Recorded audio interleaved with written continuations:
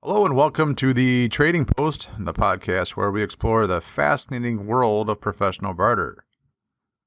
I'm your host, Trader Stu, and I'm also the sales manager for Metro Trading Association. Today we're diving into the future of bartering and how this age-old practice evolves in our modern digital world. It's been a while, and I was looking around in January. Here it is, end of January. I don't think I've done a single podcast yet. Got some family things going on, and one thing just led to the other, and time goes by way too fast. So got to start batch recording these, I guess, and plan ahead because, boy, a week sure does fly by when you're trying to do, a bunch of things at one time. As you all know, time seems to go faster the older you get. All right, let's get into it. Actually, this episode have a little help from the AI because I couldn't think of anything really to say too much because of all the crap going on in my head, right? So I was like, hey, let's talk about the future of bartering since we got it's inauguration day and things are hopefully going to change and we'll go from there. But let's see what AI has to say anyways. I breezed through this, but really, I'm paraphrasing. I'm not reading it verbatim. Some of it, I guess, I will. But anyway, it speaks a little bit different than what I usually do. So we'll see what happens there. I like it, though. This is nice. It's a huge time saver. And if I can tweak it and it starts to figure me out, I guess, then hey, you know what? All the better. So,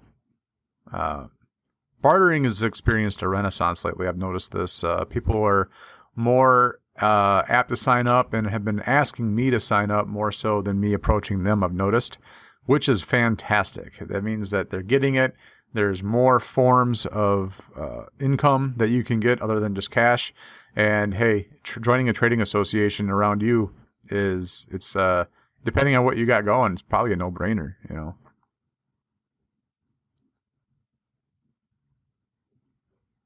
All right, so first up, let's talk about the digital platforms. Of course, everything's digital, right? So, the modern barter platforms like Metro Trading, as we have with our app, revolutions the way we trade our goods and services, right? So, the platforms make it easier to find matches, ensures that fair trades, and it builds trust among users. And what does that mean? So, easier to find matches. Our app, when you key it up, when you open it, you can find what's near you. So you find all the businesses that are in the association, and it finds restaurants or services that are within a certain mile radius from you. It just goes actually closest to furthest away.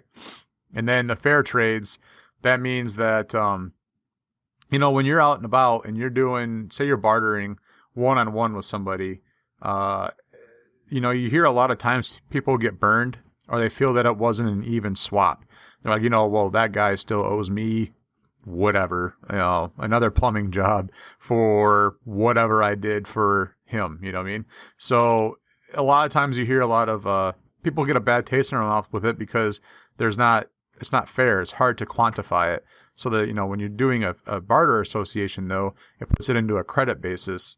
And so that way it's all fair. Whatever you say your, goods or service is, then hey, that's what you charge for it, like you would in a cash economy, except for you get business you wouldn't have otherwise had through the trading association, of course. And then the trust among members would be, well, we have a lot of members that miss it. It's almost like once trade gets in your blood, it's hard to get out. Once you're a member, you're kind of always a member, so to speak, because the way I always say it, it's like a chamber of commerce, but there's no meetings. Your meeting is out you buying something from somebody else because they can see who came in their store if they're not, their own owner and operator and the installer and the service tech or whatever. If you go to a restaurant, odds are the owner's probably not there, or if they are, they're in the back or in their office. But they can see who came in and used their, restaurant and came in and ate at it. And they might be more inclined to do business with you or talk about you to somebody that's not in trade, friend, family, relative, whatever. And then you'll get a referral just because someone used you, and that's what it's all about, right? Another cool thing with the digital services that we have nowadays is that you can trade your skills or products with someone that's like halfway across the world. So we all work together, all the trade associations, and if there's something that's excess or that's something that can be done that doesn't have to be local. Like I just brought on a bookkeeper in Illinois, or Indiana, one of the two. Anyway, she signed up from Alignable, and why not? It's all digital. The bookkeeping's digital. All you do is send her your forms, and then whatever, right? So it's off to the races. So she don't got to be in the office, and you don't got to be in her office. So she can take on your bookkeeping on trade. Then there's, of course, the sustainability of it all. It aligns perfectly with the global movement towards reducing waste, promoting eco-friendly practices. By trading items instead of buying new ones, you can minimize your environmental impact. It's a win-win for both the wallets and the planet. That's obvious. I mean, bartering also fosters the sense of community, like I also mentioned with the Chamber of Commerce. It encourages people to connect, share resources, and support each other. Increasingly in the digital age, these human connections are more and more valuable than ever. I've been saying that for a while now. People are going to start getting burned out with doing Zoom calls and not meeting face to face, and heck, even meetup.com. I used to be really into that.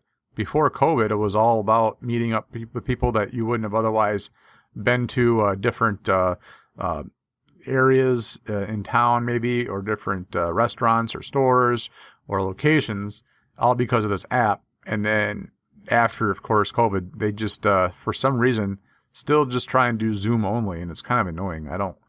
I haven't been on Meetup that much at all after the pandemic because I can do that. I can do Zoom and things of that nature without having to go to meetup.com, I guess. So, one other thing is trading like homegrown vegetables with neighbors or offering your graphic design skills in exchange for web development.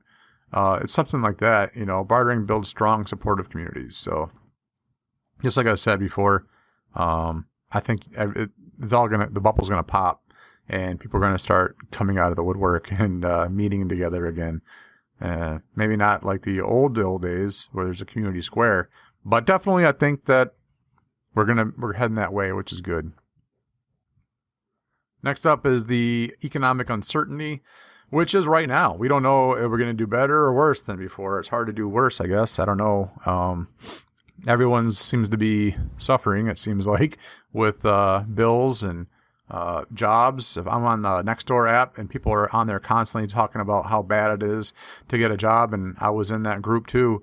I don't mean to brag, I guess, but I got a pretty impressive resume. I mean, top secret clearance. I've done all the military things. I've flown jets. I can fix pretty much anything. I'm a mechanic.